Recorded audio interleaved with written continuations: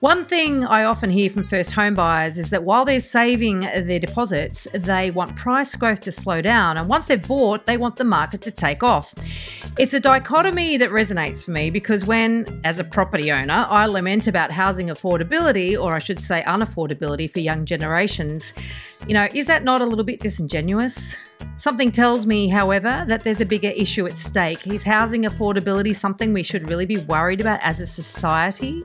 And what's happening with inflation and interest rates while we're at it? Welcome to The Elephant in the Room. This is the podcast where we love to talk about the big things in property that never usually get talked about. I'm Veronica Morgan, real estate agent, buyer's agent, co-host of Foxtel's Location Australia, and author of Auction Ready. And I'm Chris Bates, mortgage broker. Before we get started, I need to let you know that nothing we say on here can be taken as personal advice. We always recommend you engage the services of a professional. Don't forget that you can access the transcript for this episode on the website, as well as download our free full or forecaster report, Which Experts Can You Trust to Get It Right? theelephantintheroom.com.au. After a year of largely unprecedented property price growth across the country, housing affordability has become a hot topic. We're now also contending with rising inflation, anticipating interest rate rises, and low wage growth despite low unemployment. These are issues that extend beyond the challenges facing first home buyers, and today Saul Eslake has joined us to help us understand, amongst other things, the wider ramifications of having segments of our society locked out of home ownership.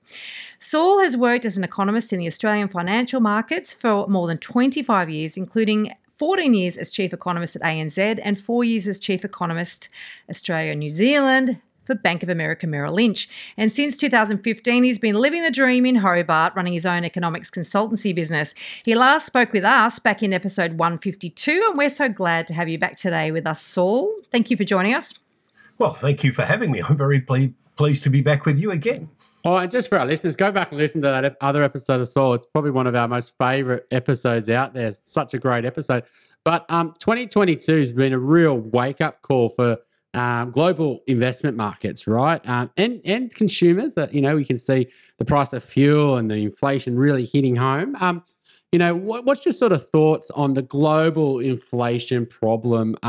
Is it a supply issue? Is it a real much bigger, broader issue that's going to take many years to get rid of? And how does Australia fit into that? Is it a real big problem here or compared to the world, or are we sort of doing okay? Well, as we say when we come to talk about housing, as we will later, when prices are going up a lot, it's almost always the result of the interaction between demand and supply. And it's usually the case that there are both demand and supply forces at work. And that's certainly the case when it comes to understanding why all of a sudden, after almost a decade when inflation has been lower than central banks have been pursuing, all of a sudden now we find ourselves thinking about living in the 70s where inflation is higher than you want it, anyone really wants it to be. And there is literally a combination of demand and supply factors. The supply of many things, in particular what economists call consumer durables. So that's big ticket items ranging from motor vehicles to household furnishings and equipment, ICT equipment, entertainment equipment, all those sorts of things. Demand for those went up enormously during COVID restrictions, largely because people found themselves confined to their homes, couldn't go out and do things that are classified as spending on services like going to the gym or going to the cinema and the theatre and going to restaurants. So instead, having to do those things at home required them in many cases to buy equipment with which to do it. More generally, just spending more time in people's homes, perceiving a need to tart them up, to make them a bit more livable in. And in the case of motor vehicles, not wanting to use public transport for fear of catching COVID, or not being able to, or not wanting to fly in countries where that's an option for domestic tourism. All of this led to a surge in demand for durable goods. And people's capacity to buy them was, of course, enhanced by all the money that governments around the world threw at households to help them cope with the COVID restrictions. But the supply side was interrupted by COVID restrictions as well in places like China and other Asian countries that are important sources of consumer goods. One area of economic activity where this really came to the fore was with container shipping, because partly when COVID hit, a lot of ships were taken out of service, but when demand resumed more quickly than people had anticipated, what you found was a lot of stuff being put on containers out of Asia towards the United States and Europe, where demand for the things that go into containers was strong, but then there was nothing to put in the containers to send back. So you had a huge imbalance of empty containers on say in ports like Los Angeles and Rotterdam, and a shortage of containers in places like Shenzhen and Shanghai, where manufactured goods are made for shipment in containers to these places. Container shipping costs went up by something like 400 or 500% during the COVID period, and of course that element enters into the element of almost everything.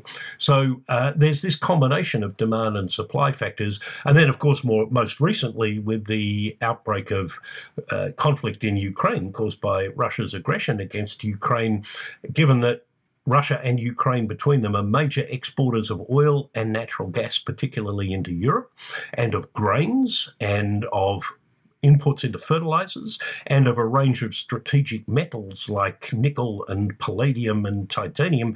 The prices of all of those things have gone up significantly and may well stay up for a long time, depending on how this conflict lasts. So you've got a lot of ingredients putting upward pressure on inflation around the world. In some countries, particularly the United States and to a lesser extent the UK, you've also got a significant acceleration in wage inflation, which is making a very worrying combination for central banks in those countries in particular.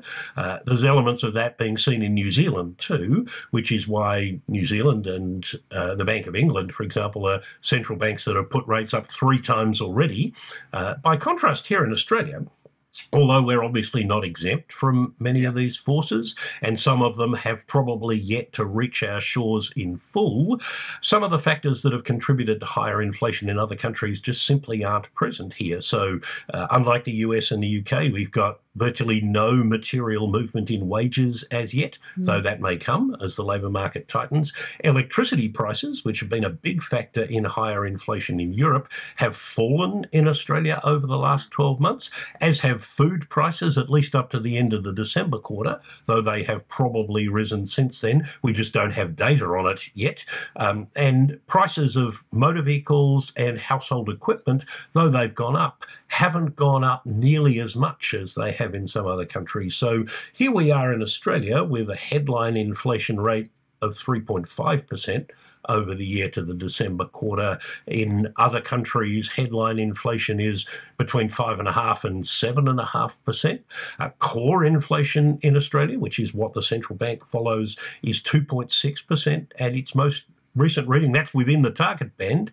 In almost every other major advanced economy except for Japan, core inflation or underlying inflation is well above the target band. And as I said, we're still not seeing much wage inflation here. So you can kind of understand why the Reserve Bank has been among the last of central banks in the major economies, in advanced economies, not yet to have raised rates. But I have no doubt that before the end of this year, they will. Yeah.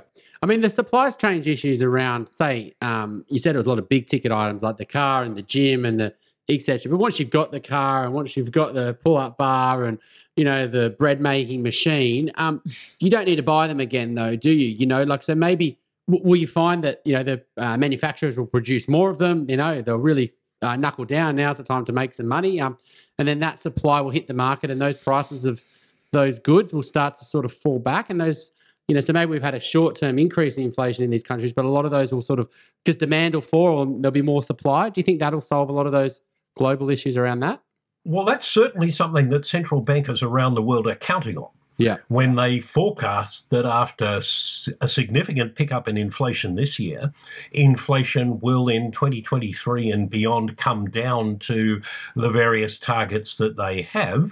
They no longer think they can do that without some tightening of monetary policy in the meantime, but they generally do believe precisely what you say, that the imbalances between demand and supply of big ticket items are a phrase they've now officially retired, but transitory, and that the price pressures that those imbalances have engendered will gradually fade away. But in the meantime, they have another concern, which is a genuine one, that with the prices of petrol and food in particular rising so much, and bearing in mind that while economists and central bankers might talk about inflation excluding food and energy, ordinary people don't exclude food and energy from the way they think about inflation. These are examples of inflation that they face almost every day, or certainly every week.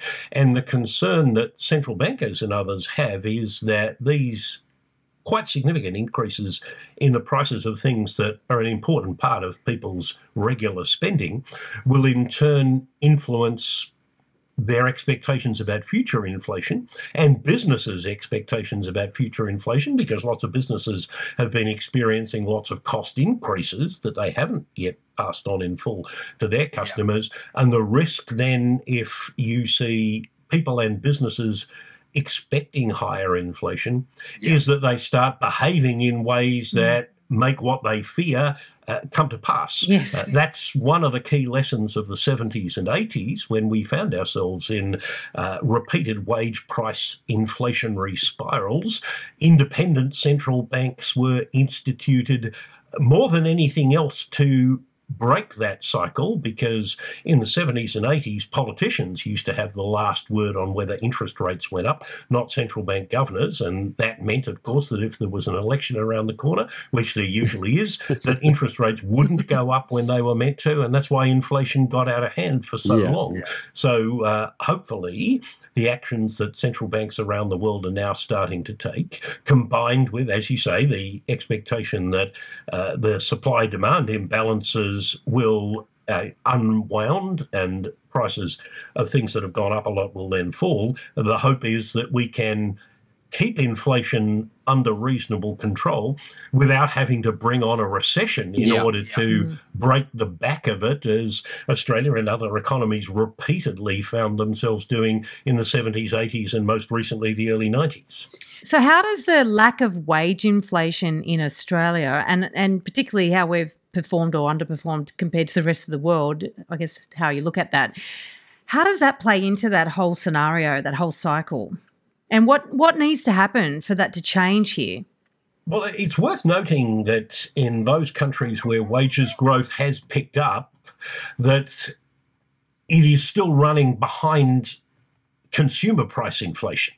And so to take the United States as an example, wages growth is running at 4.5%, which is the highest it's been since 1986 or thereabouts.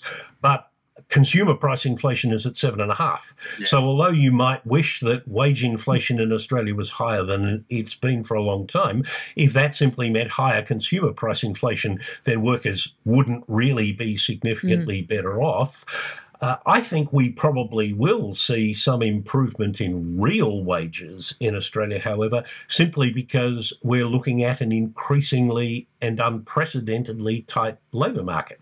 You know, the federal budget that will come out just after we've had this conversation is expected to forecast an unemployment rate of less than 4% for the first time since 1975. And while the government and governments before this one have repeatedly been wrong in the forecasts that they have made about faster wages growth, the reality nonetheless is that sustained increases in real wages can only be supported by improvements in productivity growth. And one of the main reasons for the wage stagnation that employees in Australia have experienced over the past 7 years is that productivity growth has been so poor. Now, that's not necessarily, in fact, it's usually not the fault of workers.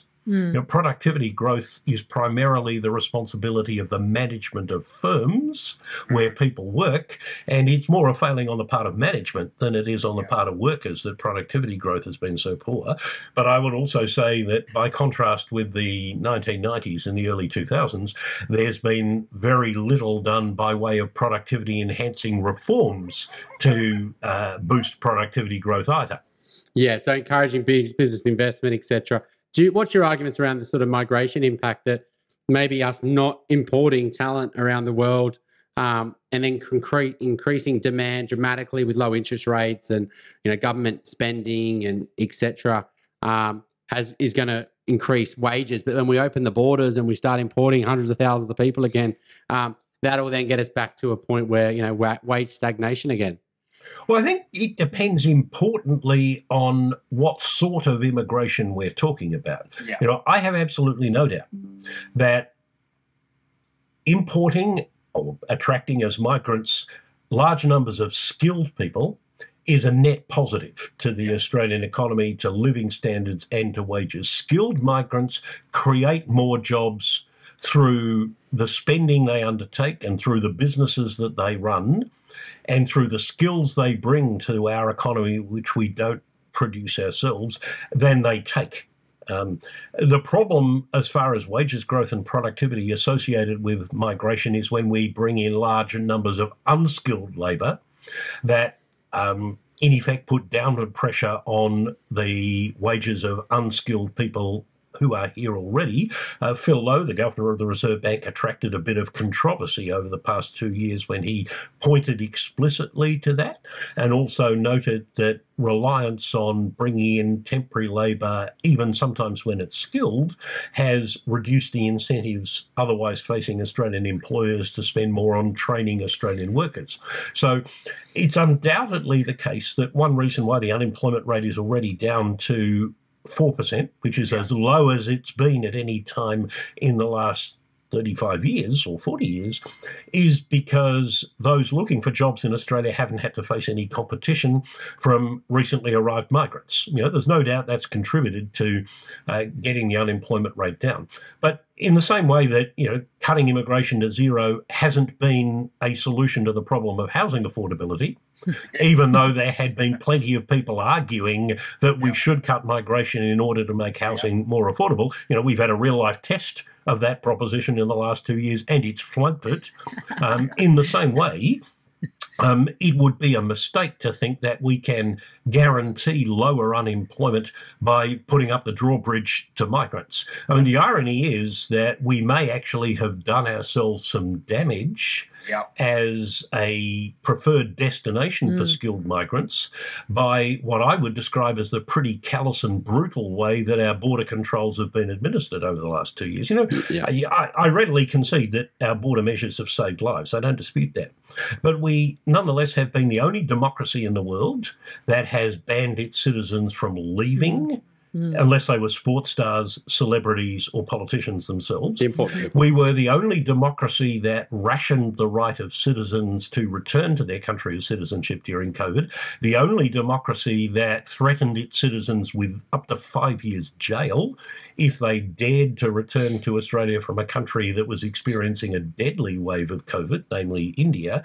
And my guess is that this may send a signal to prospective migrants that if there were to be pandemics again, which there probably will be. But there still is one. There still is one, as you rightly say, that Australia may not be the nicest place to be in if you want to maintain contact with the family that you've left behind in your country of origin. And other countries that weren't as brutal in the way and as callous in the way that they administered their border measures may represent more effective competition for the kind of migrants we want to have here in Australia as a result of that.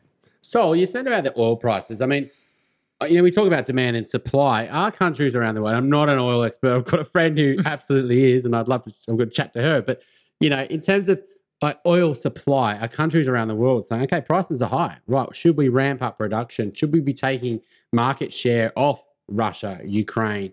And will that then ultimately push oil prices back down? And then we're not worried about this oil price driven, or is just Russia and Ukraine just too much of a market loss that, even if everyone else ramps up supply, we're not going to solve this oil price issue in the short term?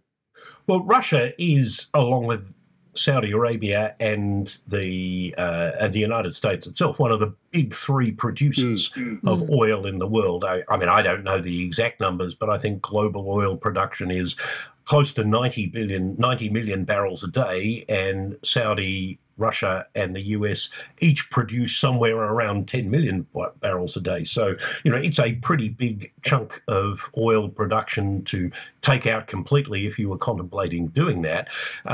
Part of the issue here, of course, is that we've also got, for humanity as a whole, a significant climate change challenge ahead of us, where we're trying to reduce our consumption of fossil fuels. And partly to that end, fossil fuel companies have been investing less in maintaining and expanding oil supply.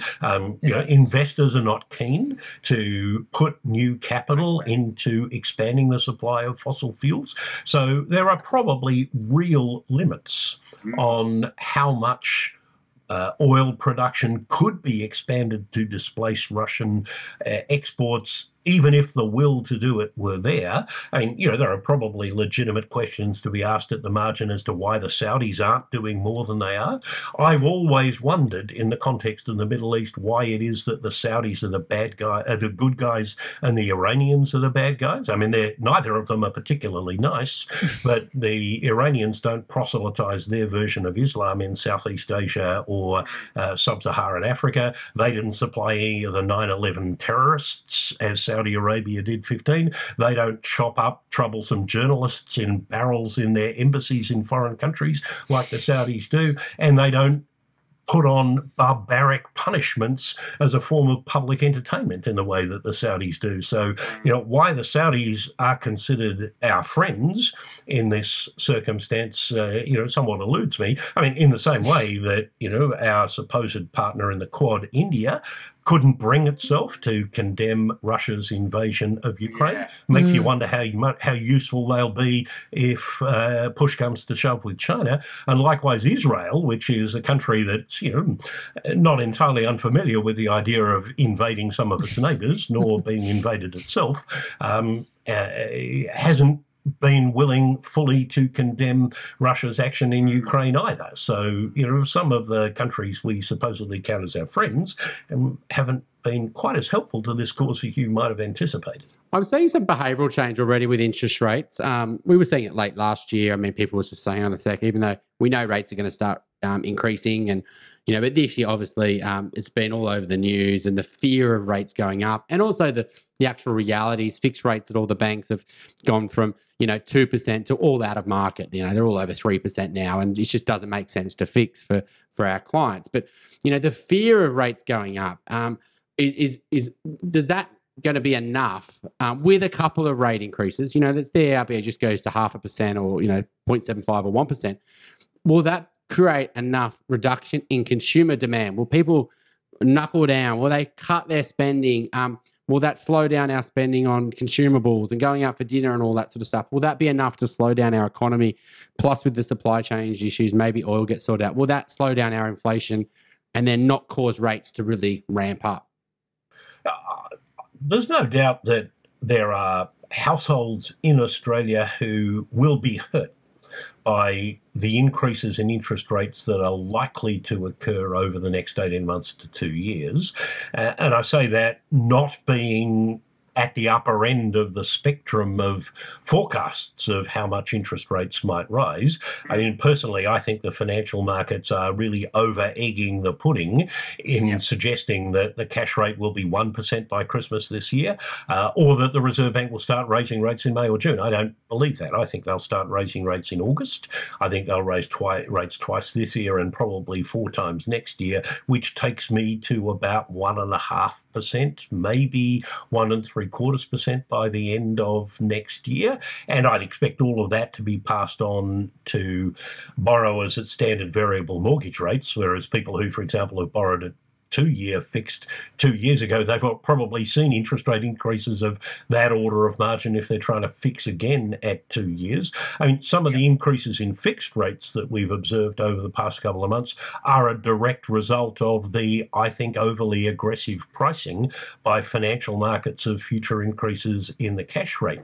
But whilst acknowledging that there'll be some households who'll be hurt by that and who will have to rein in their spending, the majority of households with mortgages are reasonably well placed to absorb the kind of increases in mortgage rates I'm talking about.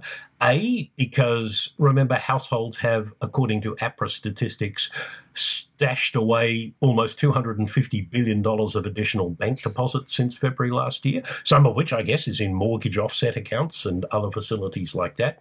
Secondly, the Reserve Bank tells us that something like 2/3 of mortgage borrowers have built up buffers by paying down their principal more quickly than contractually obliged to as interest rates have come down. Obviously, that group doesn't include anyone who's taken a mortgage out since rates bottomed 2 years ago. But thirdly, if lenders have been complying with APRA requirements, which I think they're more likely to have been doing post the Royal Commission than they may have been doing beforehand. If they've been complying with those requirements, then they will have been stress testing their customers' capacity to absorb rate increases of between 2.5 and 3 percentage points.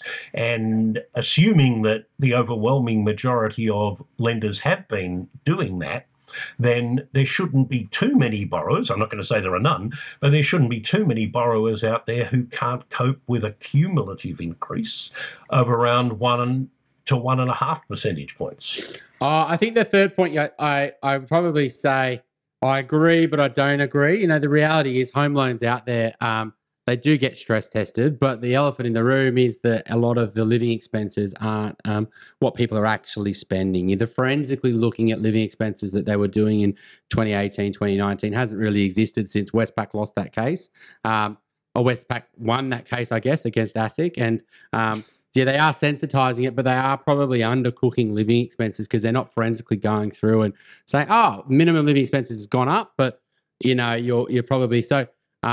And I think the stash of cash, though, is that sort of, unfortunately, in the people that probably were never going to have mortgage debt issues in the first place. You know, the people who've been able to... Chris, we simply don't know. Yeah. Okay. All we know, I mean, I'm certainly not under the assumption that there are too many households in the bottom 30% of the income distribution who've accumulated a lot of additional bank deposits. It's almost certainly people in the upper 2/3 of the income distribution. But of course, sadly, there aren't too many people in the bottom third of the income distribution who have mortgages. Well, that was actually what I was going to ask you next. Do we have a sort of a quantum on that?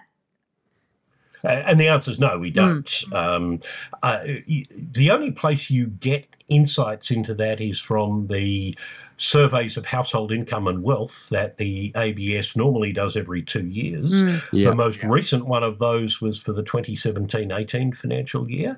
There was, of course, meant to have been one in the 2019-20 financial year, which if it had been undertaken, we'd be getting the results, I think, come this September. But unfortunately, as a result of COVID, that survey wasn't taken, and it will be sometime. Probably the next insights we'll get into these sorts of things will be when the 2021 census results are released, which should be starting to come out between, I think, July and September of this year. So tonight's cash splash night. It's not really budget, right? We're not really running a budget for the economy, really. We're trying to win votes, right?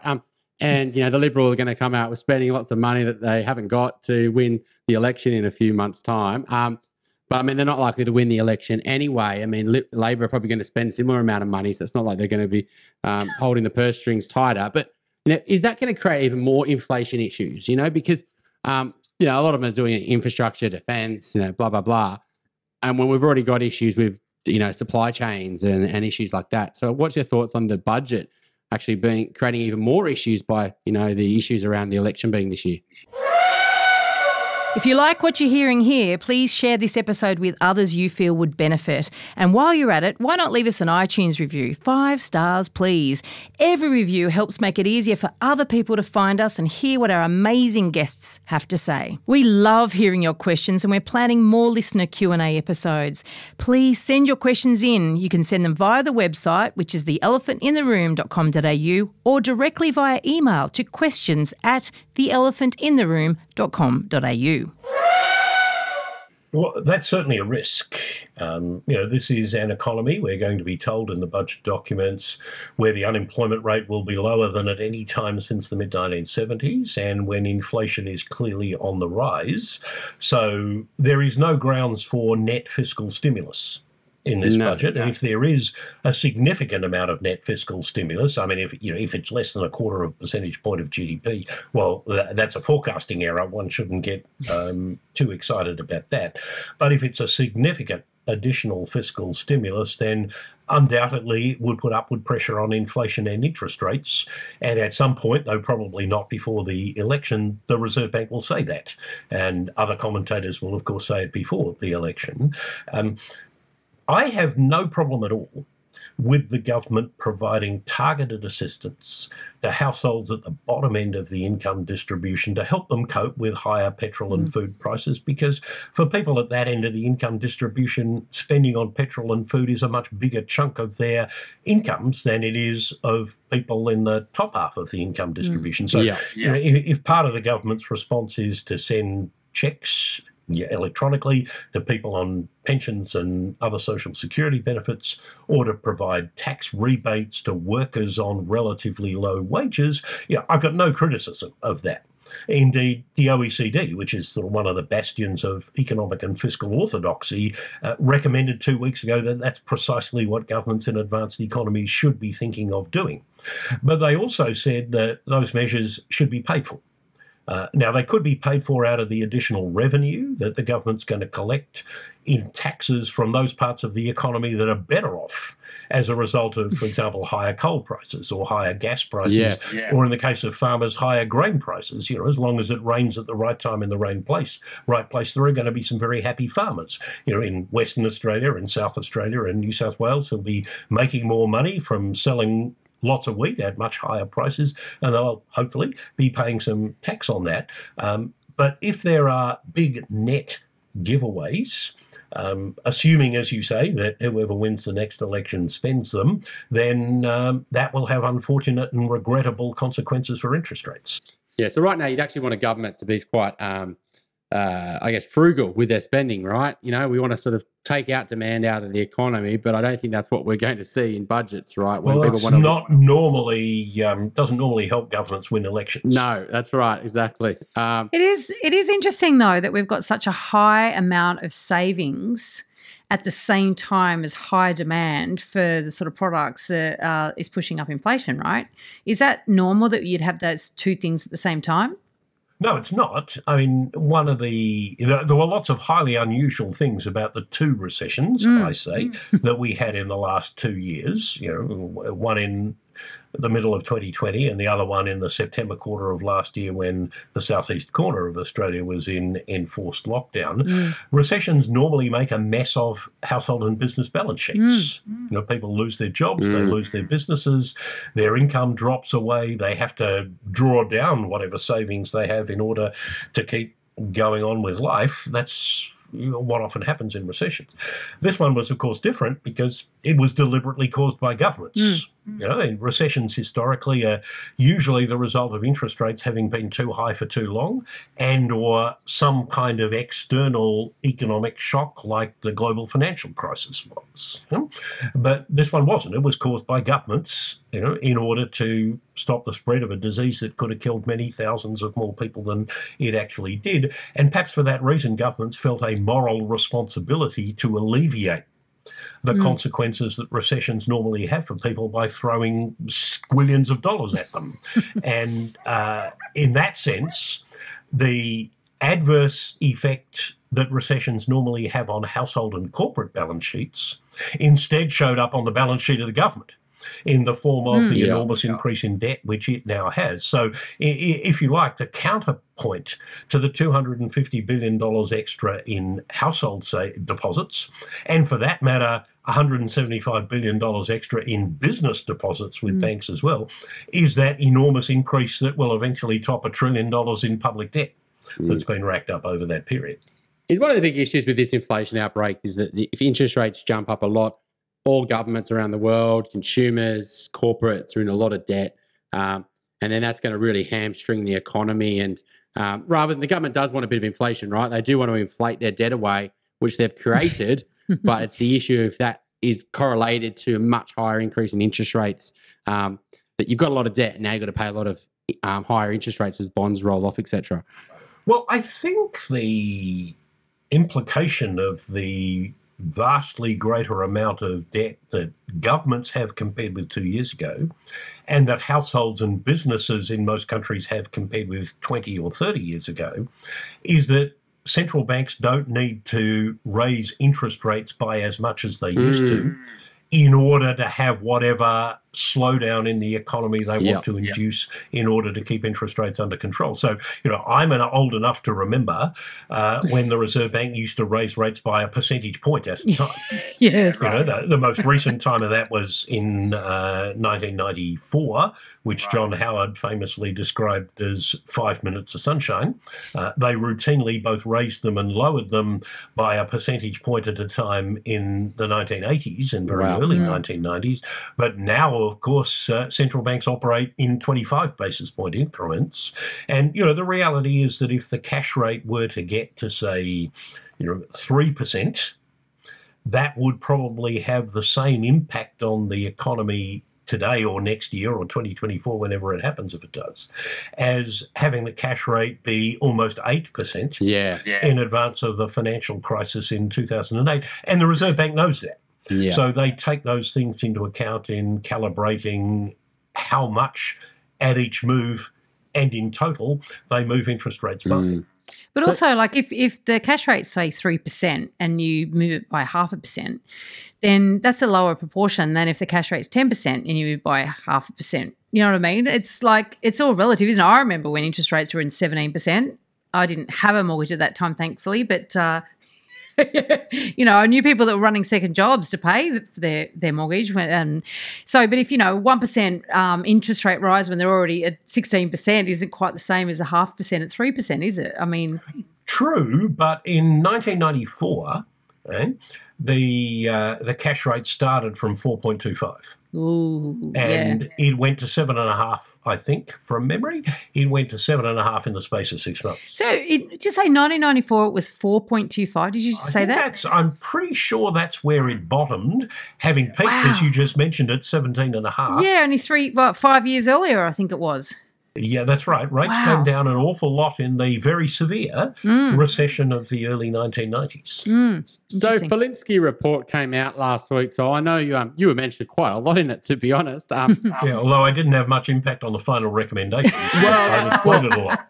That's what my question was going to be. I mean, when you read that, what was your honest view when you read it? Was it were you throwing it in the bin, saying that's a waste of space? Were you happy? What did you like? What didn't you like? Well, I was completely unsurprised, Chris, because as I had said to lots of people beforehand, the terms of reference of the Falinski inquiry more or less guaranteed that it was going to find that although housing affordability was a problem, it was mostly the state and local government's fault, and oh dear, there wasn't much for the Commonwealth really to do here other than use carrot and stick to cajole the states and local governments into changing their policies. Again, I'm showing my age here by referencing the BBC political sitcom Yes, Prime Minister.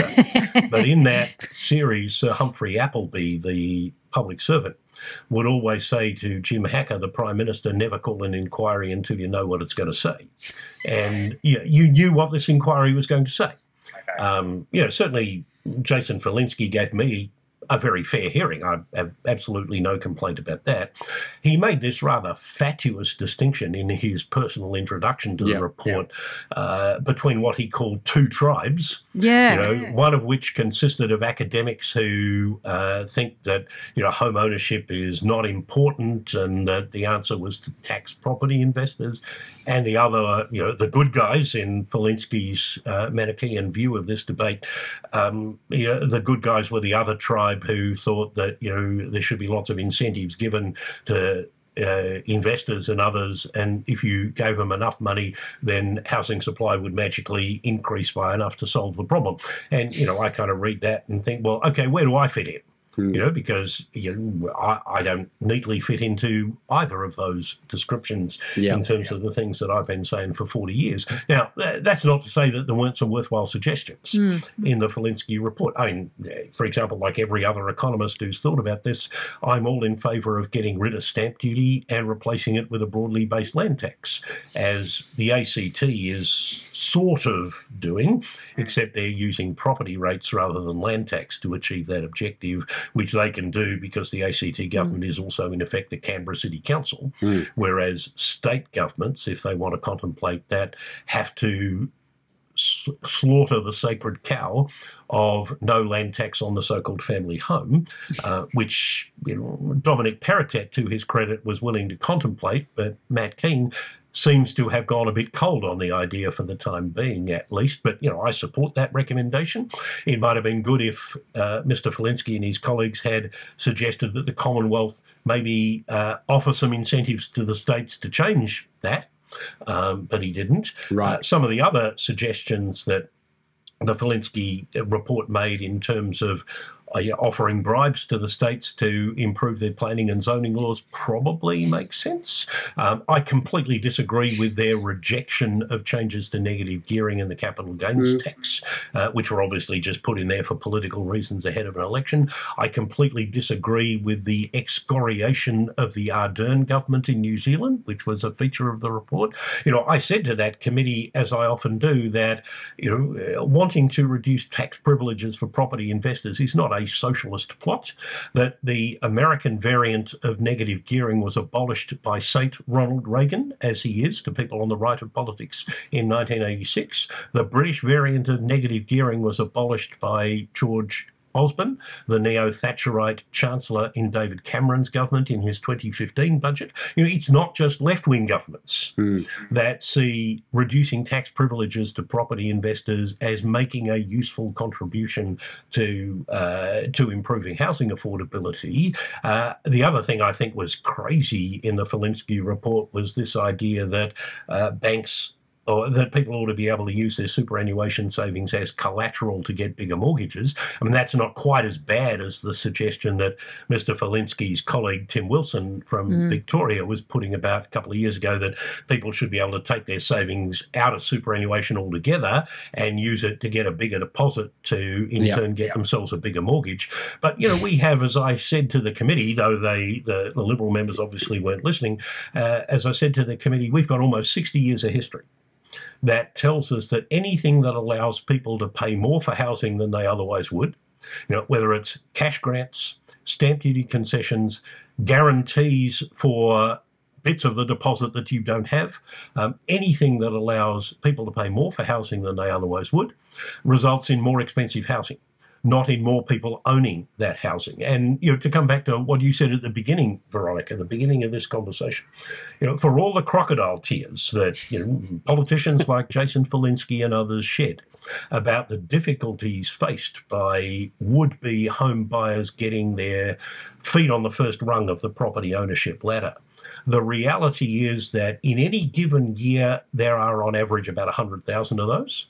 Say there's another 200,000 or 300,000 people who would have liked to be part of that 100,000 but can't. Let's call it 500,000. People who would like governments to do things that restrain the rate of property price inflation. But against that, at any point in time, you've got 11 million people who own at least one property. Within that, you've got 2 million who own two or more properties. The last thing those 11 million voters want is prices any to go government down, to do anything that restrains the rate of property price inflation. So, on the one hand, between 100 and 500,000 votes for restraining property price inflation. On the other, 11 million votes for keeping it going as much as you possibly can. Even the dumbest of our politicians, and I'm not necessarily talking about a small group here, even the dumbest of our politicians can do that math. And they do. Yeah, and I mean the thing is that if they can get those $500,000 people votes, they'll do things for it. I mean, Scott Morrison came out yesterday, and we're going to increase the 5% deposit scheme, which has kind of worked in a sense that sort of it's been taken up. I guess that's a way you could say it's successful. Whether the price caps has forced clients, we've done very few of them to be honest, but probably under 5 in 2 or 3 years. We just don't really play in those markets, but it does force people to buy certain types of property, and a lot of apartments in capital cities, the assets that haven't done very well over the longer term. But yeah, I mean, they've the government's come out and said 50,000. I mean, that's a big increase, right? Going from 10,000 to 50,000 places. What do you think the Labor government's going to do? I mean, in their policies to try to win the first home buyer vote? Well, let's just on those schemes make the observation that all they do is reshuffle the queue. They benefit. There are people who benefit from them. Yeah. In particular, of course, the 11 million people who already own at least one property, who see the value of their property going up by the amount of the addition that's been injected into the system. But there are people who are able to rearrange their affairs in order to take advantage of the grant and meet the criteria. Yeah, they get better off. Yeah, but it reshuffles the queue. In particular, with regard to these schemes where the government guarantees that part of the deposit that people can't raise from their own resources. Does anyone remember what helped cause the global financial crisis? That actually pushing into home ownership. People who lack the resources to service a mortgage and who can't put any equity down, sort of almost brought down the global financial system. Not only that, but a lot of the first home buyer grants, not so much the deposit scheme, although now they're talking about making that only available for new property, as well. They're sending them into buying exactly the type of property is more likely to lose value. And then when they go to resell it, they won't be able to get back what they paid. So they're going to be sitting in negative equity territory. And just as interest rates are about to go up as well. What this just underscores, who the government is really thinking of here. They're not really thinking about people who are on the margins or the cusp of home ownership. What they're thinking about is the far more numerically important people who've already got lots of property and who vote with their own interests. And also, it makes, baby boomers and Gen Xers who have got kids that are old enough to buy a property, it makes them feel good that actually they're voting for something that's helping their kids with that. Actually, it's very short-term thinking anyway. It's just that, good. And then they might stop and wonder why their kids are still in their own homes rather than, living with them, expecting their clothes washed and their meals cooked and a blind eye turned to whoever they bring to breakfast the following morning. It staggers me that there isn't more anger among younger adults about the way in which their parents and grandparents have rigged the housing system against them. You look at the most recent survey of household finance and wealth that I mentioned before. What that shows is if you recast the figures in a way that isn't normally done, the proportion of household wealth owned by households aged 65 and over has gone from 25% to 33%. Between 2004 and 2018. That's an increase of 8 percentage points in a 14-year period is a staggering increase. And the mirror image of it is the decline in the share of household wealth owned by people under the age of 45. So are they just going to wait for an inheritance then? I think the inheritance argument does calm a lot of people down, and not say I'm in that camp, but, people who they see their parents' property go from, 2 million to 5 million. They've only got one brother and sister. They know that money's got to go somewhere, and but they will be 60 by the time they get it. Yeah, but they can. It doesn't help people into their first homes. Does it? No, absolutely, and they can live their European holidays and not worry about paying down the mortgage because that money's going to come one day, and that'll solve their retirement problems. But I agree. One of the issues with that though is that a lot of the first home buyer disconnect is these are the issues that cause prices to go up, right? But if you remove those incentives, like negative gearing, for example, a lot of first-home buyers use that. If you change the capital gains tax exemption on homes, these are the things that you would benefit from if you do buy something. And so a lot of people and that slows down growth over the next sort of 20 years. Well, the baby boom's got all the wealth, but you don't get any of the growth because you pushed for all these changes to legislation, etc. So it's a funny thing when you're not in the market and you're in the market, your sort of priorities sort of shift pretty dramatically. Well, it's the old saying, where you stand depends on where you sit. Yeah, absolutely. So if you had to sort of timeline out, and this is a difficult question to answer, and there's probably 6 different scenarios, but if you had to sort of timeline out over the next sort of 3 to sort of 10 years on how Australia is potentially going to transition, with higher interest rates, what's the impact of that going to be? Are we going to import more people? What would you say, over the next 5 to 10 years? Are you sort of really super positive that Australia is going to grow at a pretty decent, growth rate, that we're going to be okay to manage, government debt, interest rates aren't going to balloon on us, and we'll still be the lucky country? Or do you foresee some really big headwinds for the Australian economy, and we do need to be concerned? Well, in the next 18 months, I think Australia's economy will do pretty well, because households do have that $250 billion of extra bank deposits, which is there to support spending. There is an awful lot of house construction work in the pipeline yet to be done. And as long as builders don't go broke, in the meantime, then there'll be a lot of both dwelling construction and civil and infrastructure construction in the pipeline that's work to be done. And there are also some short-term encouraging signs about business being willing to undertake more investment than they had been in the pre-COVID period, and some of that's probably to do with wanting to catch up with the rapid shift in digitalisation that's occurred as a result of COVID. Some of it might be climate change related investment. People might want to spend more on electric vehicles and things like that. So, for perhaps 18 months to 2 years, I think the Australian economy will probably do quite well. And of course, Australia is a net beneficiary of some of the things that are bad for the rest of the world, like higher energy and food prices, because oil aside, we're a net exporter of most types of energy and of a lot of different types of food. Beyond that, however, I think we face some very challenging headwinds. One is, for reasons I mentioned before, I don't think our population growth will return to what it was pre-COVID. And people, I think, underestimate the extent to which our economy had become dependent on population growth as a driver in the 20 years pre-COVID. I mean, we would not have been able to say that we'd gone 30 years without a recession if our population growth had been equivalent to the average of other advanced economies over that period, rather than a percentage point per annum or more higher than it. And as I say, I think we've probably done ourselves a bit of damage as a destination for the kind of migrants we want to attract, because of the fairly callous way in which our border controls were administered during COVID. In addition, a significant chunk of our immigration intake has been students, and the biggest component of those was Chinese students.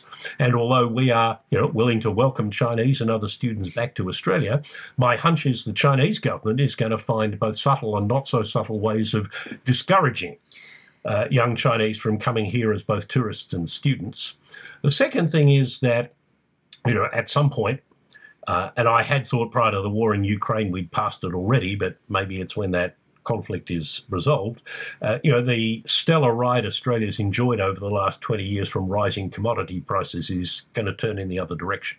And again, most Australians wouldn't be conscious, and certainly politicians won't tell them, of the extent to which Australia's prosperity has been underwritten by rising commodity prices. Paul Keating used to sum it up, as he often did very pithily, by saying Australia had been kissed on the arse by a rainbow.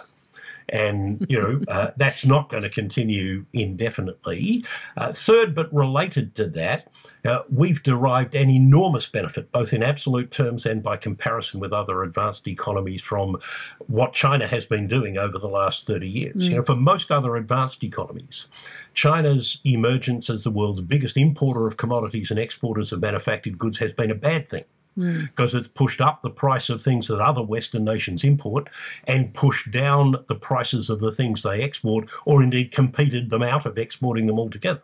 Whereas for us, along with Canada and Norway, but probably no other advanced economies, what China's been doing has been a boon, not a curse for us.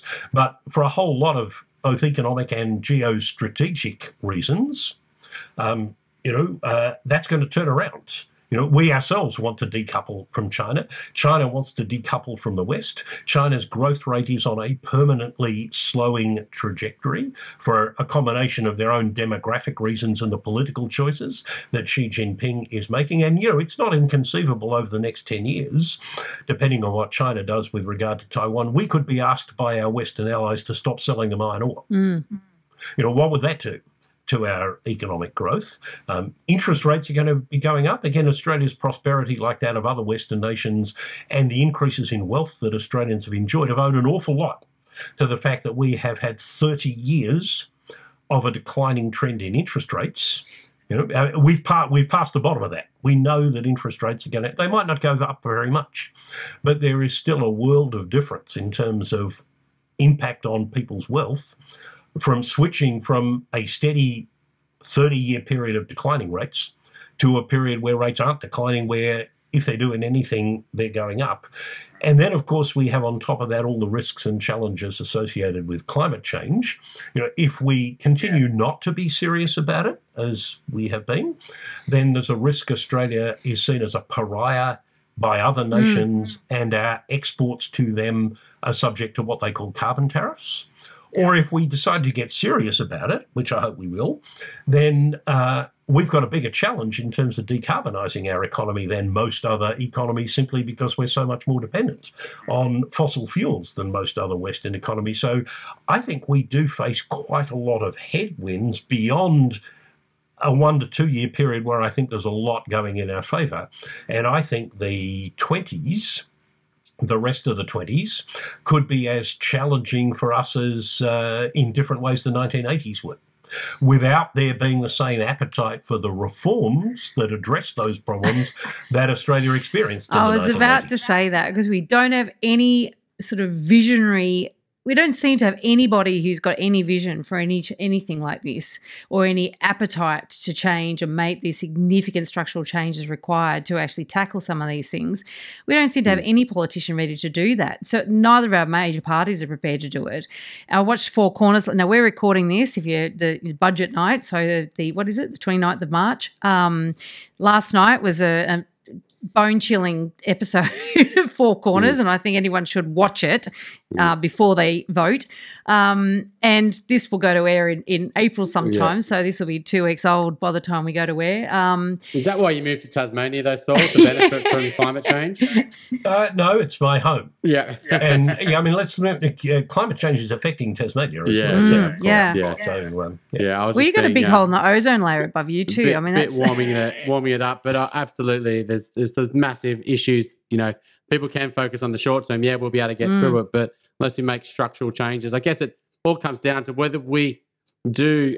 Maybe it's a Stephen Bradbury moment for the Australian economy, though. Like maybe, yes, Australia is not as enticing to come to because of our border measures, but maybe UK is not that exciting. Maybe the US isn't that exciting. And so globally we still, and maybe we relax the needs to the skilled, and we, more skilled people can come here, and we. Well, maybe we actually skill our own people. Yeah. Let's try, reinvesting in training and education. That would be nice. Amazing.